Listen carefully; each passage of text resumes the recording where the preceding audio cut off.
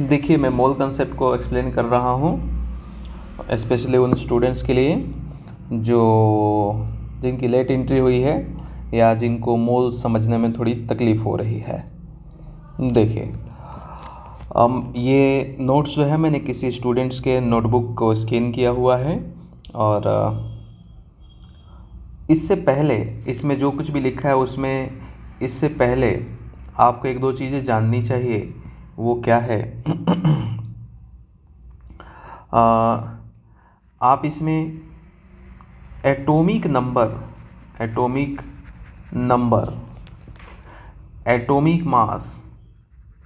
Atomic mass का जो concept है आप एक बार उसे याद कर लेंगे। सबको सीट मिला हुआ है और जिनको नहीं मिला है वो दूसरे नोटबुक में से देख लेंगे, है ना।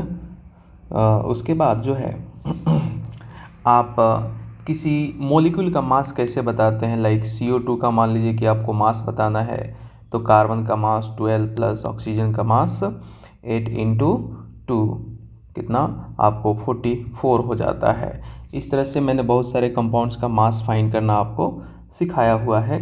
इस बात को पहले कंप्लीट कर लेंगे। उसके बाद आइए देखते हैं यहाँ पर जो चीज़ें नोट हुए हैं वो क्या है। तो हम लोग सीख रहे हैं some basic concept of chemistry, NCERT के हिसाब से चैप्टर का नाम है और जिसे हम लोग शॉर्ट में मोल कंसेप्ट भी कहते हैं, बिकॉज इसमें आप मोल के बारे में सीख रहे होते हैं। तो पहली बात यह है कि हमारा मोल क्या है, मोल का मीनिंग क्या है। मोल का मीनिंग है कि ये एक केमिकल यूनिट है। क्या है? केमिकल यूनिट है जो विच मेजर्स, क्या मेजर करता है? मास, वॉल्यूम और नंबर ऑफ पार्टिकल को मेजर करता है किसी भी सब्सटेंस का, है ना। किसी भी सब्सटेंस का मास, वॉल्यूम और पार्टिकल को मेजर करने का काम करता है।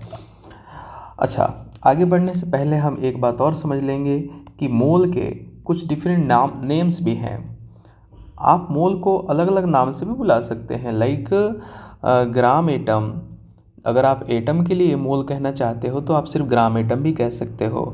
मॉलिक्यूल्स के लिए अगर आप मोल कहना चाहते हो तो आप ग्राम मॉलिक्यूल भी कह सकते हो। आयंस के लिए अगर मोल कहना चाहते हो तो आप सिर्फ ग्राम आयन भी कह सकते हो। यानी ये मोल के ही डिफरेंट क्या है, नेम है ना। चलिए, तो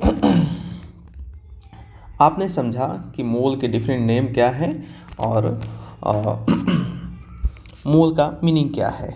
मोल की मीनिंग को और अच्छे से समझने के लिए आपको ध्यान देना पड़ेगा इसके 3 तरीके से हम मोल को समझ सकते हैं। मोल को हम कितने तरीके से समझ सकते हैं बच्चों? 3 तरीके से समझ सकते हैं। मोल को समझने के 3 तरीके हैं। There are 3 methods to understand moles. पहला मेथड का नाम है mole in terms of number of particles. Particles के टर्म में आप मोल को समझ सकते हैं। आप सोच सकते हैं कि पार्टिकल का मीनिंग क्या है। पार्टिकल का मतलब होता है एटम, चाहे मॉलिक्यूल, चाहे आयंस, चाहे इलेक्ट्रॉन, प्रोटॉन, न्यूट्रॉन, ये सब जो चीज़ें हैं हम पार्टिकल कहेंगे इनको। पार्टिकल का मतलब ऐसे बाहर भी कोई चीज़ भी हो सकता है। आप पेन काउंट कर सकते हैं, पेंसिल काउंट कर सकते हैं, बुक, नोटबुक काउंट कर सकते हैं। लेकिन केमिस्ट्री में हम इन्हीं पार्टिकल्स को काउंट करने वाले हैं, है ना। इनके ऊपर ही मोल को समझेंगे हम। मोल को समझने का दूसरा जो तरीका है ये है, आपको मास से मोल को समझा जा सकता है, ठीक है।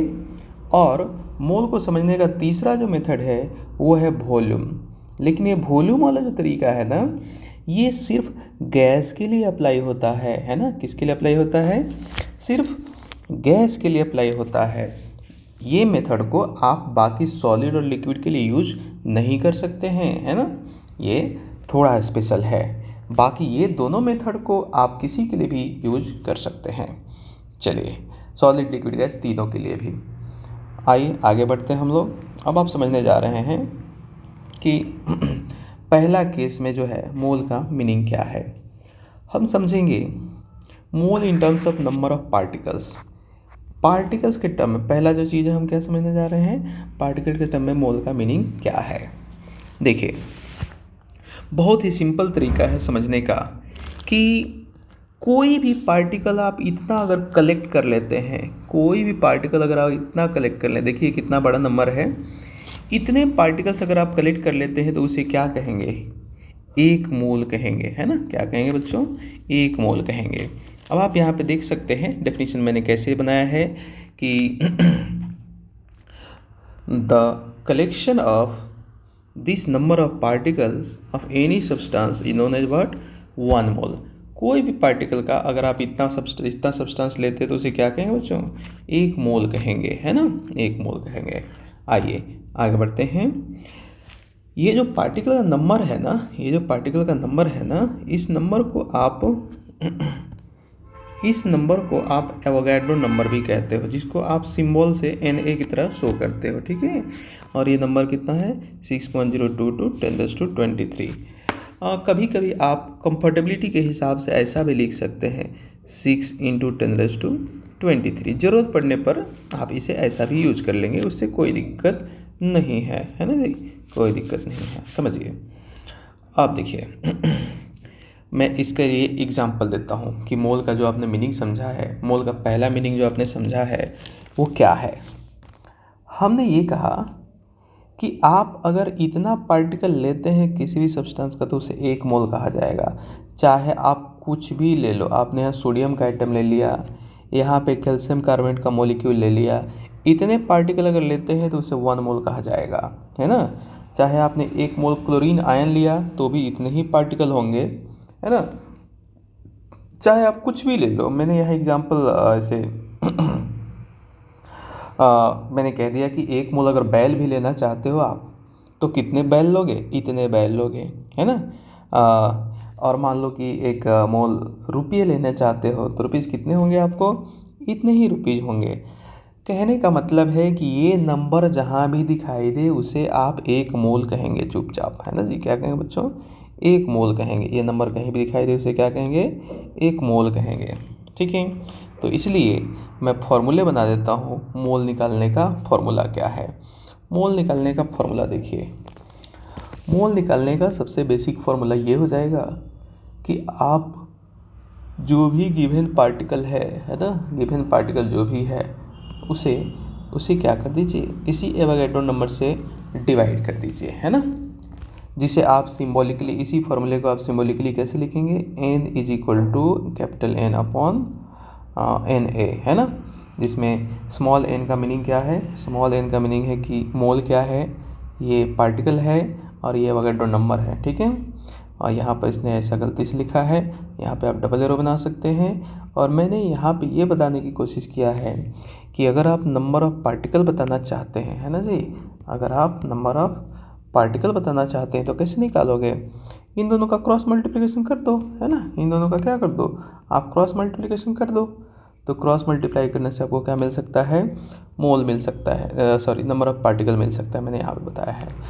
अब पार्टिकल बच्चों आपका कुछ भी हो सकता है, ये आप पहले से जानते हैं। यानी कि अगर मैंने कहा कि आप नंबर ऑफ़ एटम बताओ तो भी आप यही फार्मूला यूज़ करेंगे। मैंने कह दिया कि नंबर ऑफ़ अच्छा एटम कहाँ से? किसी एलिमेंट से बताना हो तो आप ऐसा यूज़ करेंगे। अगर आपको नंबर ऑफ़ मॉलिक्यूल यूज कर बताना हो तो भी आप यही फार्मूला बताएंगे। नंबर ऑफ़ आयन बताना हो तो भी आप यही फार्मूला यूज करेंगे। ये सब पार्टिकल है ना, तो आप मोल पता रहने पे, जब भी आपको मोल पता है तो बस एवोगैड्रो नंबर से मल्टीप्लाई कर दो, आपको वो पार्टिकल का नंबर मिल जाएगा, ठीक है? और देखो तो मतलब ये आपका फॉर्मूला है। ये बच्चे ने यहाँ सर ये नहीं बनाया है, बॉक्स नहीं बनाया है। इसकी ये भी 2 फार्मूले हैं आपके पास में, इनको बॉक्स बना कर रखना चाहिए। मैं क्लास में तो बॉक्स बनाता हूँ, बस स्टूडेंट्स जो हैं ज़्यादा होशियार होते हैं थोड़े से, टीचर से भी वो अपनी होशियारी करते रहते हैं। चलिए आपको मोल कैलकुलेट कैसे करना है उसके बारे में ज़रा बता देता हूँ आपको। देखिए यहाँ पर क्वेश्चन में कहा गया है कैलकुलेट नंबर ऑफ़ मोल्स। क्या कहा गया है? आप मोल्स बताइए। और पार्टिकल्स कितने दिए गए हैं? इतने मैग्नीशियम के एटम दिए गए। देखो बेटा यहाँ मैग्नीशियम दिया गया है। क्या दिया है? मैग्नीशियम का एटम दिया गया है। तो अब एटम दिया है तो हमें मोल कैसे बताना है, मैं फॉर्मूला लिख दूंगा, number of mole equal to given particle upon Avogadro number, और ये वैल्यू को यहाँ पे पुट कर दूंगा। यहाँ पे बच्चे ने डेटा यहाँ गलत लिखा है, ये डेसिमल यहाँ होना चाहिए था, है ना, तभी तो यहाँ पुट होगा प्रॉपर से।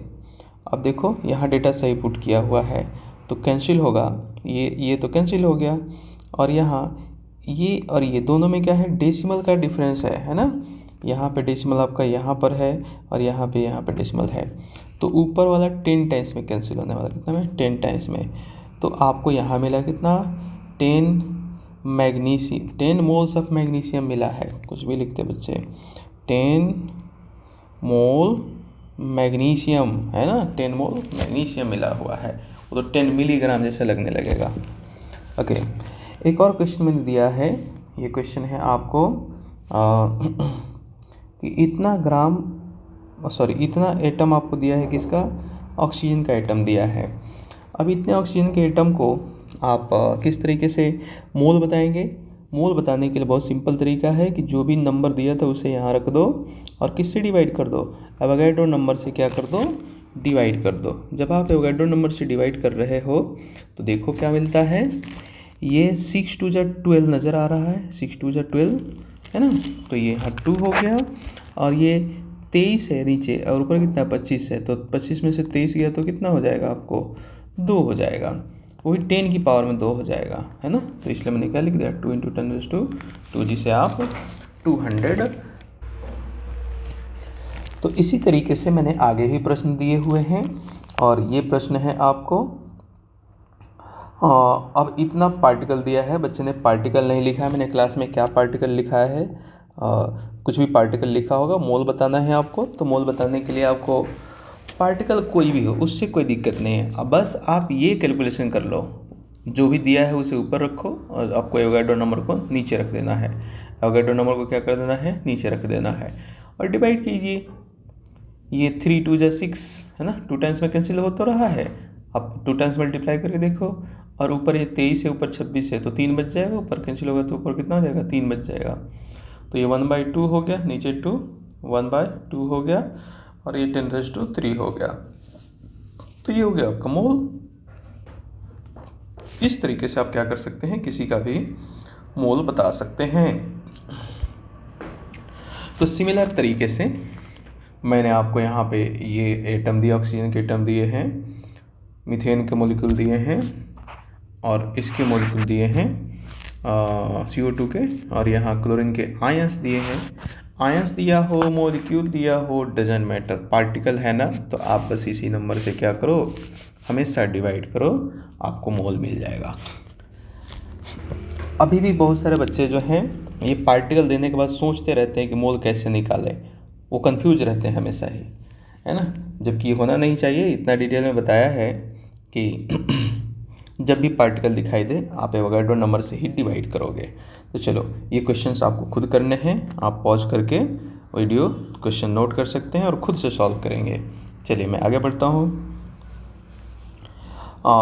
इस पेज पर भी आपको मैंने मोल प्रैक्टिस करने के लिए दिए हैं, यहाँ पर देख सकते हैं, मैंने अब नाम सिर्फ बदले हुए हैं, दिया तो पार्टिकल ही है ना, पार्टिकल दिया है, और यहाँ आप देखें कि ये 18 है, 1.8 है, और यहाँ ये ऐसा नंबर है।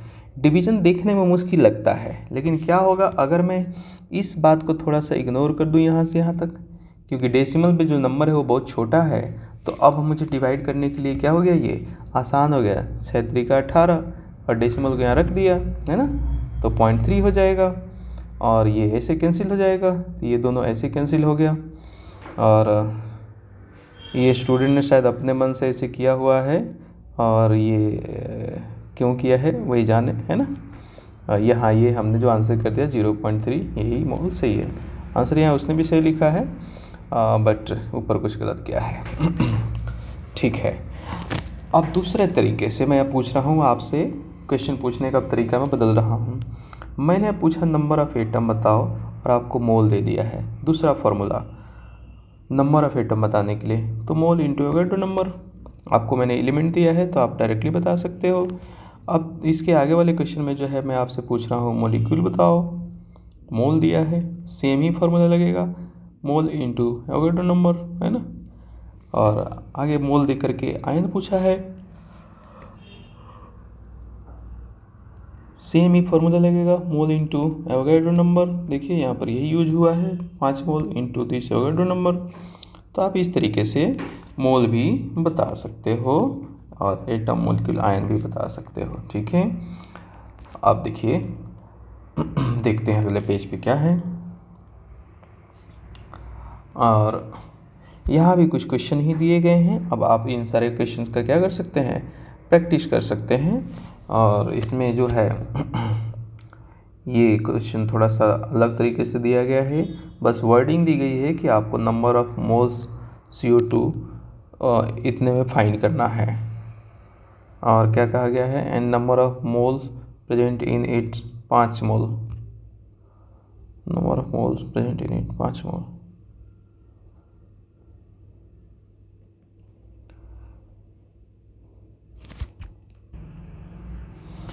इसमें क्वेश्चन थोड़ा अधूरा लिखा है बच्चे ने, देखिए क्या मिस्टेक किया है। और यहाँ पर मैंने ये कहा होगा कि नंबर ऑफ मॉलिक्यूल्स बताओ, यहाँ पर क्या कहा गया होगा कि मॉलिक्यूल्स बताओ। पहले पूछा कि इतने में आप मोल बताओ, इतने में मोल बताओ, और फिर पूछा होगा कि 5 मोल में आप नंबर ऑफ मॉलिक्यूल्स बताओ, ठीक है। यहाँ मॉलिक्यूल्स होगा, बच्चे भी कुछ भी लिख लेते हैं, क्या कर सकते हैं। तो पहले अब आप पहले मोल बता दीजिए। पहले 2 क्वेश्चन है इसमें, एक ये क्वेश्चन है, एक ये क्वेश्चन है। तो अब आप पहले मोल बता दीजिए। गिवन पार्टिकल को क्या करना है, एवोगैड्रो नंबर से डिवाइड कर देना है। तो आपको क्या दिखाई देता है, ये ऊपर वाला हो गया 10⁻², जो यहाँ पर 23 और यहाँ 23 है और यहाँ 30 है, तो क्या हो जाएगा 10⁻7 हो जाएगा। और यहाँ ये देखिए कितने 2 टाइम्स में जा रहा है, तो नीचे यहाँ 2 लिखिए, कैसे आधा अधूरा लिख लेते हैं। और ये क्या बकवास है, आप डायरेक्टली यहाँ पे क्या कहेंगे, यही आंसर हुआ आपको। ये जो आंसर है 1/2 10⁻7, ये आंसर है आपका। आप चाहते तो 1/2 को ऐसा लिख सकते थे 0.5 × 10⁻7, और चाहते तो 5 × 10⁻6 लिख सकते थे। डेसिमल जैसे दूंगा उसका पावर क्या हो जाएगा, कम हो जाएगा। यहाँ ये ठीक है, ऐसा लिख सकते थे, ओके। यहाँ ये भी एक क्वेश्चन है, बट बच्चे ने मेंशन नहीं किया है कि ये क्वेश्चन है। मैंने यहाँ पूछा हुआ है नंबर ऑफ आप मोल्स बताओ, कितने में इतने एटम्स हैं सोडियम के। और फिर पूछा है कि नंबर ऑफ एटम बताओ 1.5 मोल में। ऊपर वाले जैसे ही यहाँ मैंने 2 क्वेश्चन दिया है। तो पहले तो काम इसने सही किया मोल बताने का। अच्छा, ऊपर वाले में एक अधूरा रह गया क्वेश्चन का आंसर। क्या अधूरा रह गया है, दूसरे क्वेश्चन का आंसर अधूरा रह गया है। आपको इसमें पूछा गया था कि नंबर ऑफ मॉलिक्यूल बताइए, नंबर ऑफ मॉलिक्यूल्स बताइए। तो मॉलिक्यूल्स बताने के लिए आप क्या करते, मोल इंटू एवोगैड्रो नंबर लिखते, वैल्यू कैलकुलेट करते कितना आता है। जैसे यहाँ पर मैंने नीचे वाले क्वेश्चन में यहाँ पर बच्चे ने लिखा है प्रॉपर तरीके से, है ना। यहाँ पर क्या लिखा हुआ है, ये 1.5 × 6 × 10⁻23, ये हो गया मोल और ये हो गया आपको एवोगैड्रो नंबर, ठीक है। इस तरीके से आप देख सकते हैं, ठीक है। मोल तो यहाँ निकालना आप समझ ही गए कि कैसे निकाला हुआ है। तो चलिए अब हम आगे बढ़ते हैं, ठीक है। वीडियो पॉज करके आप नोट कर सकते हैं जो भी नोट करना होगा।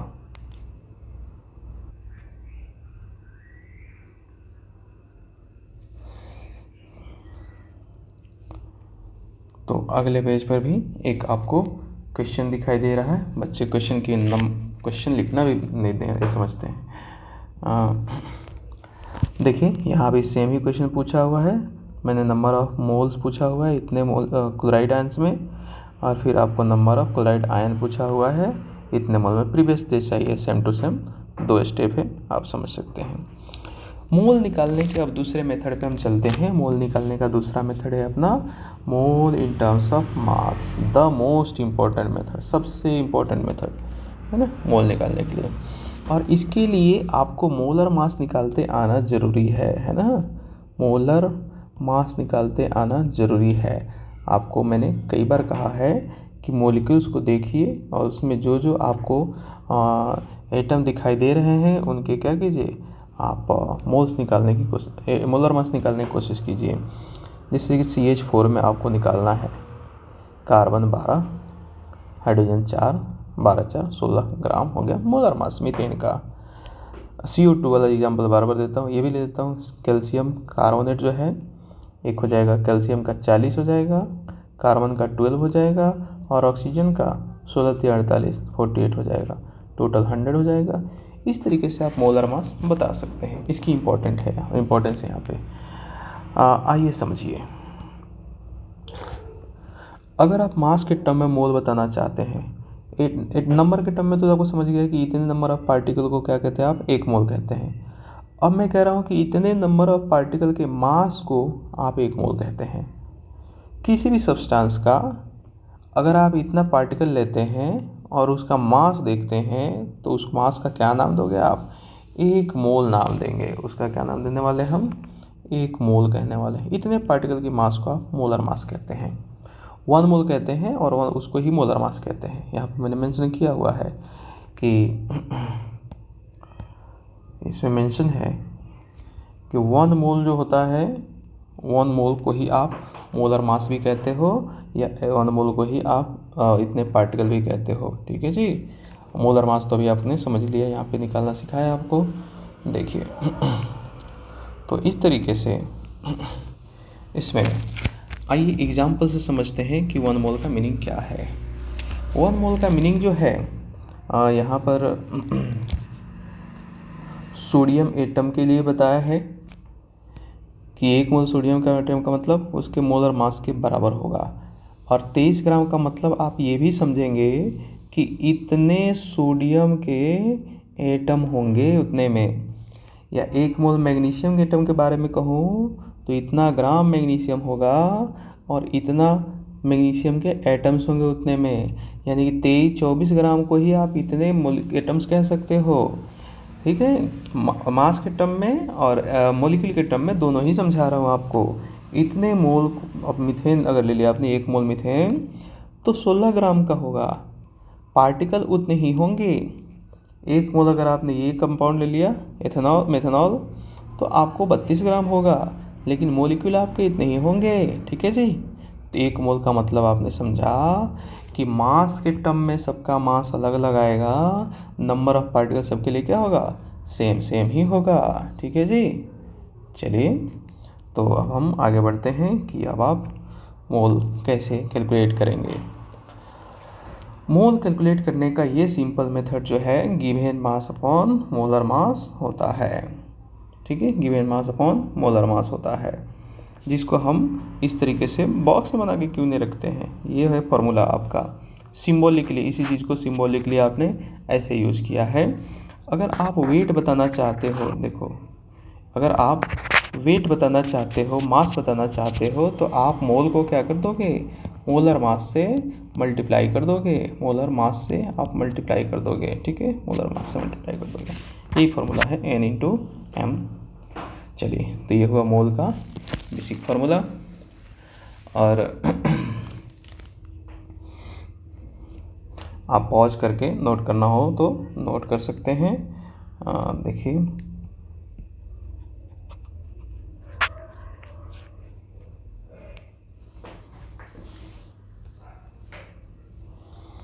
चलिए तो मैं कुछ एग्जांपल्स लेता हूँ। यहाँ पे आपको मैंने दिया है कि ये क्या है, क्वेश्चन ही गायब है, हे भगवान। यहाँ पर शायद मैंने दिया होगा कि 11 ग्राम आपको CO2 है, तो आप मोल बताइए।